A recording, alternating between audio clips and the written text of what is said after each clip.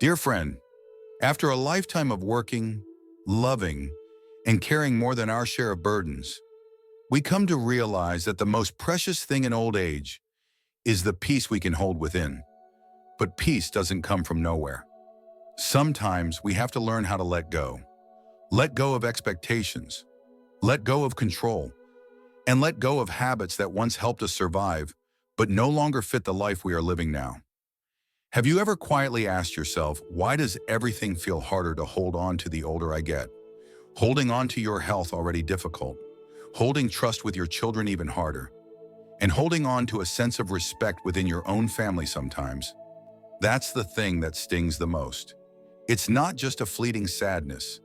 It's a quiet kind of emptiness when you begin to feel that you're no longer as important as you once were, no longer needed, no longer truly heard. But if you've ever felt that way, you are not alone, because most older adults have walked through that same feeling. And here's what matters.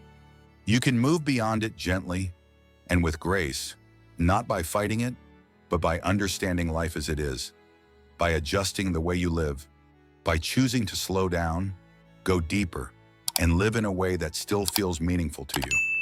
This video is a collection of reflections from an aging professor, not theories, but the distilled essence of a life spent watching, listening, and understanding. If you're still here, still clear enough to listen, still willing to adjust, then I invite you to take the next few minutes as a quiet gift to yourself, so you can live the years ahead, not just longer, but more fully. Perhaps one of the most valuable things we can still hold on to in old age is the ability to do a few things for ourselves. I know there are days when your knees ache, your back stiffens, and you find yourself quietly wishing someone were there to help. Even the simplest tasks, changing a light bulb, making your own cup of tea, can feel slower, harder. And sometimes, in the quiet of your thoughts, a voice whispers, maybe I should just ask my kids. But then you hesitate, not because of pride, but because deep down, you know if you keep asking for help too often, there may come a point when you no longer recognize where love ends and dependence begins. Here in the U.S., many older adults try their best to stay independent, not because they're stubborn, but because they understand independence is the last thread of dignity they can still hold on to as age slowly takes away other things. A day when you can still get up and go to the store by yourself is a day you're still in charge of your own life. A day when you can still drive, take your medicine on time, pay your own bills is a day you still feel useful. And more than anything, living with that sense of self-reliance is also a quiet way to comfort your children. You're not a burden, you're not asking, you're not dependent, and yet you're still here, living fully, living well. That, too, is a form of love, unspoken, but powerful. I'm not saying you have to do everything alone. We all get weaker. We all need someone beside us eventually.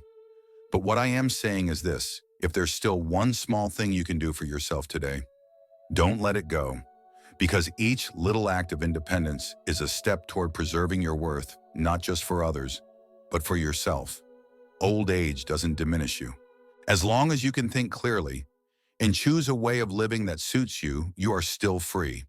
And that freedom is the foundation of a peaceful, dignified old age. If you can still get up in the morning and fix yourself a simple breakfast, be grateful for that. And if you're still doing your best to hold on to a little bit of independence, I invite you to leave a few words below. There are others out there struggling with letting go, and your story might help them know they're not alone. And when we learn to hold on to independence, we'll also be ready to loosen our grip on expectations, which I'll talk more about in the next part. There's something every parent eventually has to learn, and that is knowing when to let go, to allow our children to live their own lives. We've all hoped, maybe even quietly dreamed, that once our children grew up, became successful, started families of their own, they would naturally come back and take care of us with the same care we once gave to them. We hoped that a lifetime of raising, teaching, and sacrificing would be repaid with love, attention, and a sense of being cared for in return. But reality is rarely that simple. And when those hopes aren't fulfilled, When things don't unfold the way we thought they would, what we often feel is not just disappointment, but a quiet kind of pain that has no one to be spoken to. I know that feeling. That quiet ache when you realize your children are always busy. Too busy to check in. Too busy even to stop by, even though they live just a few blocks away. You sit alone at the table, not because you're lonely, but because you're no longer a priority. And that hurts in a way few things do. But over time, I've come to understand this is simply how the cycle of life works. Our children can't live our lives, just as we can't live theirs. And once they have families of their own, their focus shifts, their responsibilities grow, and they will naturally place their energy elsewhere, not out of neglect, but out of necessity. If we continue to hold on tightly to expectations hoping they'll call more often, visit more, say the right words at the right time, we set ourselves up for heartache. And heartache, if left to build, creates distance, and distance, if it grows too wide, becomes hard to close again. So instead of expecting something specific, why not let things flow as they are? If your children reach out, welcome it with warmth. And if they don't know that you can still live fully, still live peacefully, on your own terms, the less we expect, the lighter our hearts become. And when the heart is light, everything else becomes easier to bear. If you've ever felt this quiet sadness, this ache that comes from unmet expectations, feel free to share your thoughts below. You might help someone else realize they're not the only one feeling this way. And when we learn to loosen our grip on expectations, we also begin to understand why it's important not to interfere too deeply in the personal lives of our children. Something I'll gently explore in the next part. When you've lived through more than half a lifetime, one of the hardest lessons to learn is knowing when to take a step back. We were once the pillars, the ones who made the big and small decisions. But over time, that role shifts. And if we don't learn how to let go, we may find ourselves tangled in things that no longer belong to us. I understand watching your child stretch too far to buy a house or invest in something risky can stir up deep concern. Hearing about tension or conflict within the family might make you want to step in, fix things, bring everyone back together. It's instinct, the instinct of a father, a mother, someone who's spent a lifetime guiding the way. But the older we get, the more we must be careful about what we involve ourselves in. Because every piece of advice, no matter how well-meaning, can be misunderstood as control. And every time we place ourselves between others, even loved ones, we risk being pulled into emotions and wounds that don't belong to us anymore. At this stage in life, what's most precious is peace, the ability to stay quietly within our own circle, undisturbed by arguments and decisions beyond our reach. I'm not saying we should turn a blind eye, but instead of inserting ourselves, we can choose to be listeners, a quiet presence, an open space without judgment. Sometimes it's the calm silence of an elder that helps children grow the most. When no one is hovering to correct them, they're forced to weigh their own choices and take full responsibility. And when they know there's someone who's always there, not interfering, not pressuring, they're more likely to open up when they truly need help. If you've ever struggled with whether or not to say something, or found yourself caught in situations you never intended to be part of, feel free to share your thoughts below. Your experience might help someone else find peace in stepping back and in choosing the quiet wisdom of restraint. And when we learn to step back at the right moment, when we free our minds from unnecessary worry, we also begin to understand why protecting our own home and space becomes something worth reflecting on, which is what I'll speak about next. In family life, some things lose their natural balance the more clearly we try to define them. And money is one of those things. I understand. Many parents want to be transparent. They want everything settled and organized before the day comes when they're no longer able to handle it themselves. But here's the truth: the more you reveal, the more you divide, the more the relationship between you and your children may begin to shift. Once your children know exactly how much you have, what's in the bank, how many properties, what the savings look like, something changes. Even if it's subtle, even if no one says it out loud, the calls become less about how you're doing.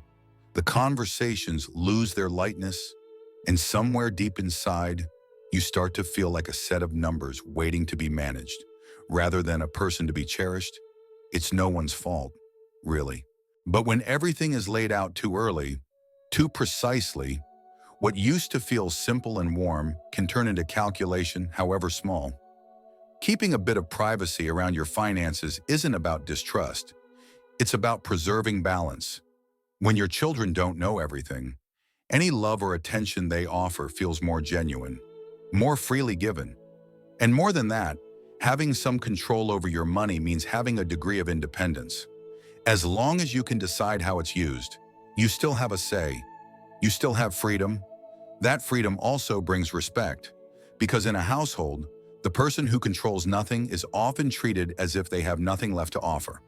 Now, this doesn't mean you need to hide things.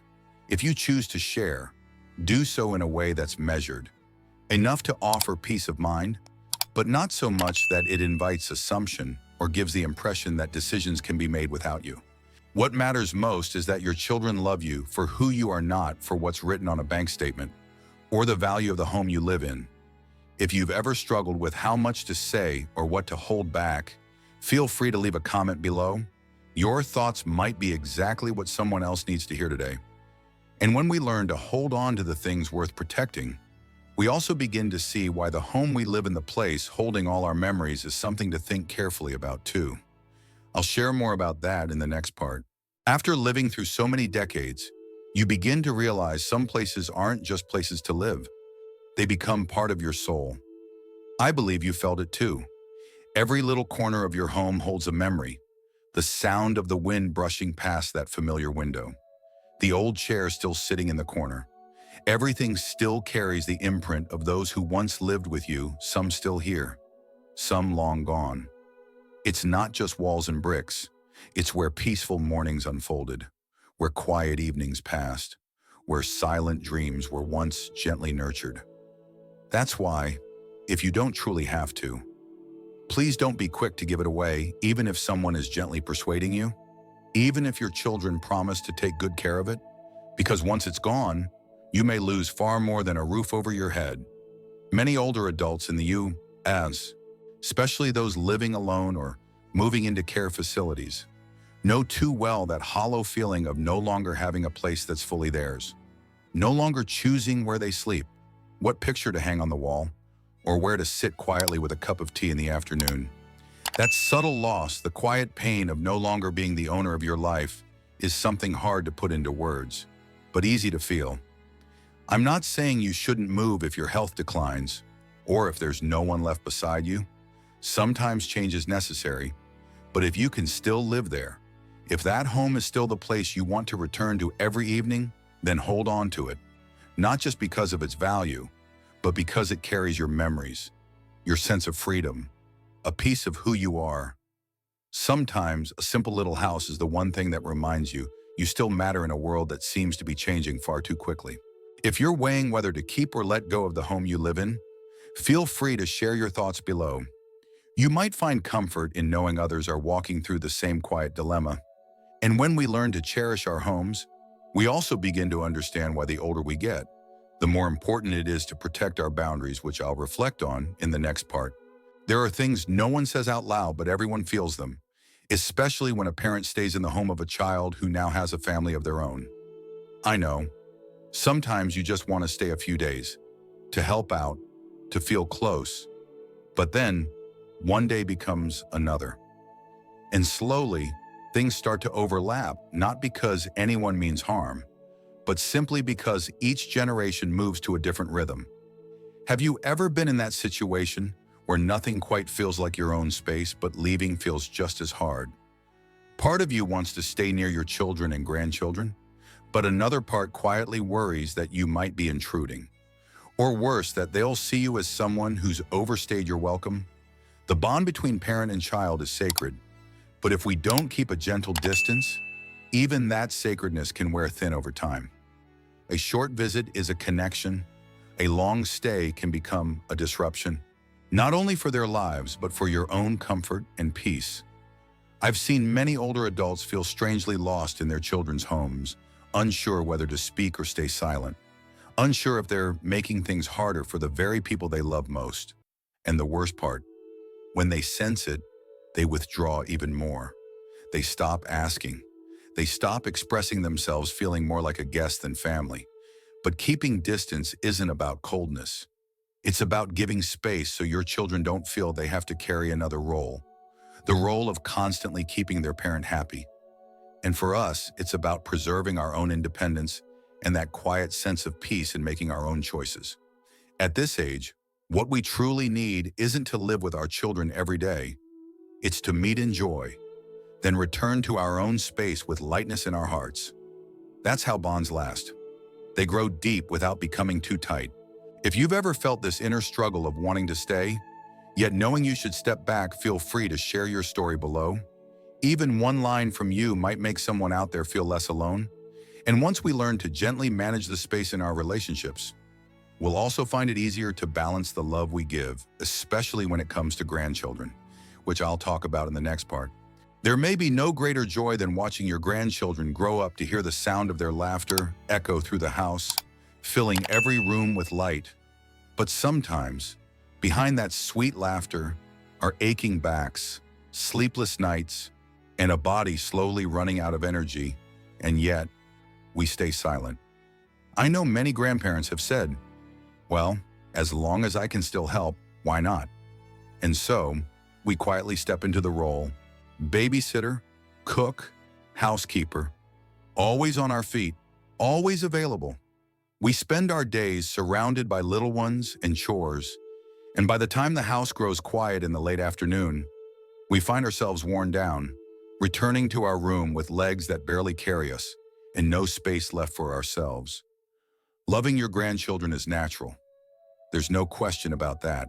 But if that love asks you to trade away your health, if it consumes the days that were meant for peace, then perhaps it's time to pause and gently ask yourself, is this still love or has it become a burden I've silently accepted? Old age is not meant to be a replacement plan. It's not meant to pick up the pace where everyone else left off when the parents go to work and the children need someone to step in. Old age, one above all, is the season where we must return to ourselves to care, gently and steadily, for our own well-being. If your children truly need support, of course, offer it within your limits. A few hours here and there, a few small tasks, as long as your heart still feels light doing them. But don't force yourself so much that your body pays the price or that you lose the quiet moments you've waited a lifetime to enjoy. Because your grandchildren need someone who loves them, not someone drained and exhausted. And you, too, deserve to live, to breathe, to be cared for not just as a necessary part of a busy family plan, but as a full person. If you've ever felt this way, like you've given too much and had little time left for yourself, please feel free to share your thoughts below. Your story might help someone else reclaim the boundary between love and sacrifice. And when we learn to care for ourselves properly, we also become clearer, more grounded, able to see the boundaries in other relationships too. That includes the delicate matter of independence, which I'll reflect on next. There comes a time in life when you realize not every child raised in love will live the life you hoped for them. Many of us have felt this. We've poured our hearts into raising our children. We taught them, protected them, sacrificed our time, energy, even our personal dreams so they could have a life smoother than ours. And yet, one day, they grow up and take a different turn, a path we didn't choose, one we don't fully understand, and one we cannot stop them from taking. And with that turn, a quiet distance starts to grow. Sometimes with it comes disappointment, soft, unspoken, but very real. But the longer we live, the more we come to understand every person is born with a destiny of their own. Even if raised in the same home, taught the same values, each child, when grown, has the right to choose their own way, whether it's right or wrong. And if it's wrong, we cannot walk it for them. The road to becoming an adult cannot be traveled on someone else's legs. As parents at this stage of life, sometimes the most loving thing we can do is simply pause, watch quietly, hold our words, refrain from correcting or blaming, when their choices aren't the ones we would have made. Just let them know when they need a place to come back to. A steady gaze is still waiting for them. Love isn't always about fixing. Sometimes, love is letting them fall so they can learn how to get back up and truly value the things they once took for granted. In a world that changes so fast, a parent's calm presence can be an anchor, not in the form of rules, guilt, or expectations, but in quiet, enduring presence, a kind of love that never pushes, never disappears, but simply waits, faithfully and gently. If you're in that place right now, struggling to accept your child's direction, or feeling left behind after giving them everything, please share your thoughts below. Sometimes just knowing someone else feels the same is enough to ease the ache. And when we can accept that our children have their own fate, it becomes easier to free our minds from constant worry and begin living again for ourselves, which I'll talk more about in the next part. There are kinds of loneliness that arrive so quietly, yet we feel them deeply. In silent meals, in long afternoons when no one calls, in nights when you turn in bed and realize no one is waiting to hear your voice. I understand. There are moments when your heart aches just to have someone near, even if they say nothing, even if they simply sit in the same quiet room. And at this age, when so many loved ones have already gone, the feeling of being left behind can soften even the strongest hearts. But once the sadness passes, we face a deeper truth. Not every companionship brings peace. Not every relationship has the tenderness and understanding needed to walk this final stretch of life gently, side by side. By now, you've grown into your own rhythm, your habits, your ways of keeping quiet spaces just for yourself. And anyone who's lived their own life will come with a full story too, their own routines, their own boundaries. Bringing two entire lives together, especially at this stage, isn't simple. It requires far more than affection. It asks for patience, compassion, and a willingness to give up some of the freedom you fought so long to reclaim. So if you're living alone, don't be too quick to think that only with someone else can life feel whole again. Sometimes what we really need isn't another person, but a little more joy, a little more stillness, a few more meaningful connections without losing who we are. Learning to live alone with grace isn't about giving up on love.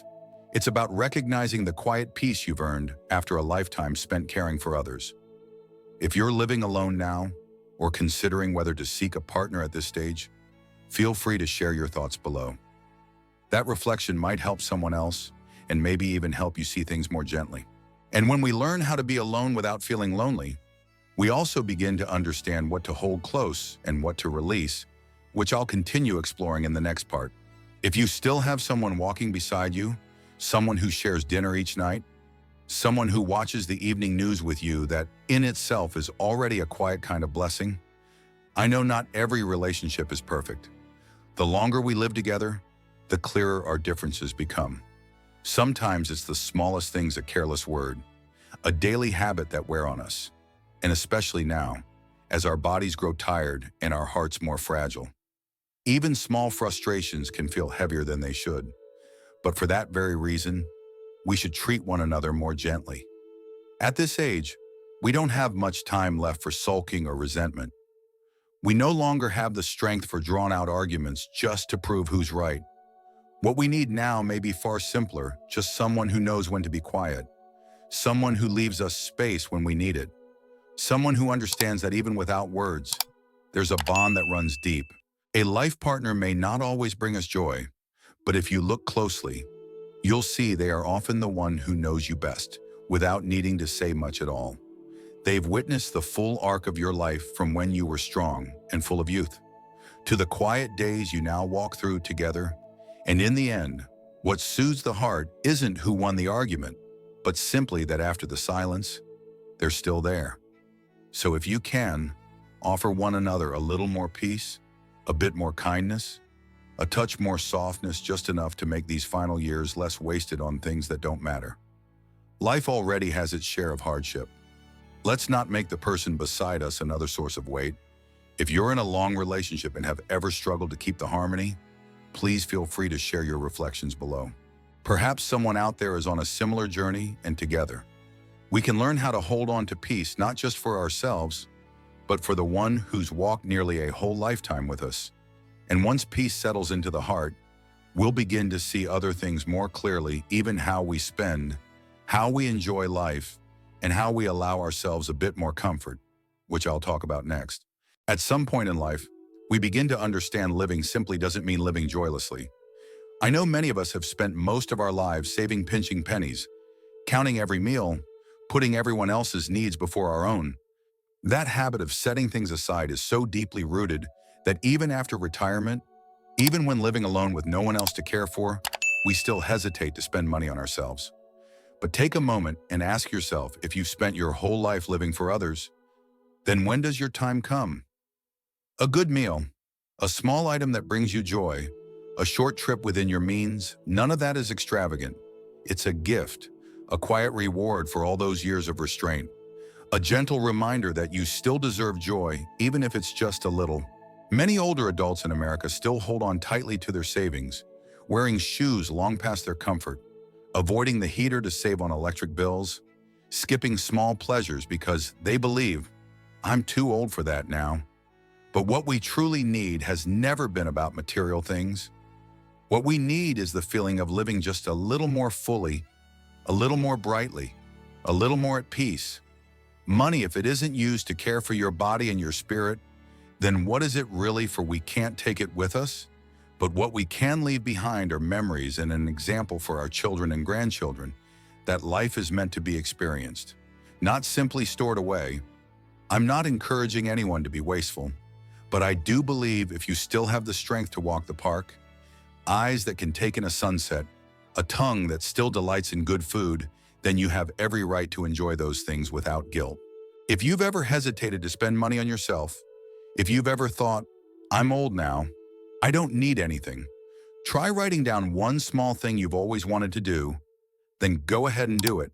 And if you'd like, share that experience below. You might inspire someone who's been holding on too tightly, so tightly they've forgotten that joy, too, deserves a place on the calendar. That joy, too, should be a priority like anything else. And when we begin to enjoy life with grace and balance, we're reminded of what truly matters: our health, which I'll speak more about in the next part. The older we get, the more we realize there's nothing more precious than waking up in the morning, feeling strong enough to sit up by yourself, make your own cup of tea, and take a few slow steps outside without needing anyone's help. You may have lost many things in life, a job, money, or even relationships. But if you still have your health, there's still hope. On the other hand, if your health fades, then all the things you once built and saved can quickly lose their meaning. I've seen many older adults in America silently endure pain, ignoring the signs their body gives, sometimes out of fear, sometimes just thinking, it'll pass. But the truth is, after 60, our bodies don't bounce back the way they used to. What's been weakened can't be reversed, it can only be protected, gently preserved with care. So if there's one thing worth investing in for the rest of your life, let it be your health. You don't need grand plans, just simple meals that nourish. Sleep early, avoid staying up too late, use medications wisely, walk a little every day, stretch when you can. What matters most is staying consistent, and beyond the body, take care of your mind. A heavy heart filled with worries can wear down even the healthiest body. Learn to let go of what you can't control. Learn to forgive not just others, but also yourself. Good health doesn't just let you live longer, it lets you live lighter. Less time in hospital, less burden on your children. And most importantly, you still get to be the one steering your own life, even in the smallest of ways. If you've been putting off a routine checkup or struggling to commit to gentle daily movement, maybe today is a good place to start. And if you'd like, share your journey below. Your small steps might just be the encouragement someone else is waiting for. Because once we've learned to care for our health the right way, we begin to see more clearly what's worth holding on to and what's better off let go, especially in matters of money, help, and expectations, which I'll speak more about in the next part. Some nights, even though we've been lying down for hours, sleep just won't come. The mind keeps spinning unfinished tasks, unsaid words, lingering worries we just can't shake off. I believe you've had nights like that too, lying quietly in the dark, listening to the ticking clock, wondering, what will tomorrow bring at our age? Sleep becomes more precious, yet more fragile than ever. We no longer fall into deep sleep like we once did. Tossing and turning at night leaves the body worn out the next day. Each worry we hold on to adds weight to a heart that has already carried a lifetime of ups and downs. But with time, we begin to understand something important. Some problems can't be solved tonight, and the more we force ourselves to keep thinking, especially in the quiet of night, the more tangled everything becomes. Sometimes, the best thing we can do is let go just a little. Give ourselves permission to rest. Allow our minds a moment of stillness. A night of restful sleep, even if it's short, can bring clarity the next morning. And often, what felt overwhelming yesterday might seem more manageable with a fresh set of eyes. When the heart is calm, sleep becomes peaceful. And when sleep is peaceful, the body can heal, the spirit can soften. It all begins with quieting the storms within, not with finding more ways to fix everything. So if tonight you find yourself still carrying worries you can't resolve, whisper to yourself something simple. Tomorrow's troubles can wait for tomorrow. Then gently turn off the light, pull the blanket over your shoulders, and allow your body the rest it deserves. Taking care of your mental health isn't always about talking it out. Sometimes it's knowing when to be still, when to let your heart breathe again. If you've ever lost sleep over quiet worries over things you couldn't name, or feelings you couldn't sort of, feel free to share below. Someone out there may need your voice to help soothe their own heart tonight. And when we learn how to sleep in peace, we also learn how to release gently in thought, in emotion, and in the way we choose what to hold on to and what to let go. That's what I'd like to explore with you in the next part. My dear friend, at this stage of life, we no longer need to chase after anything too grand. Our steps have slowed, the gatherings grow fewer, but the heart can still grow deeper with each passing day. If we know how to sit quietly with ourselves, we can't go back to the past. We can't fix everything that was left unfinished, but what we can do is live the rest of our life more gently, slow enough to hear what the heart is really saying, clear enough to hold on to only what truly matters, kind enough to forgive even ourselves for the things that didn't turn out right. To lighten your heart doesn't mean to forget. It means not letting what's already gone weigh down the present. And to keep your life meaningful means living with care, with a quiet sense of purpose, a way of showing up in the world that feels true, even if no one's watching. Growing old doesn't make us smaller. It just asks us to live a little differently, slower, simpler, and deeper.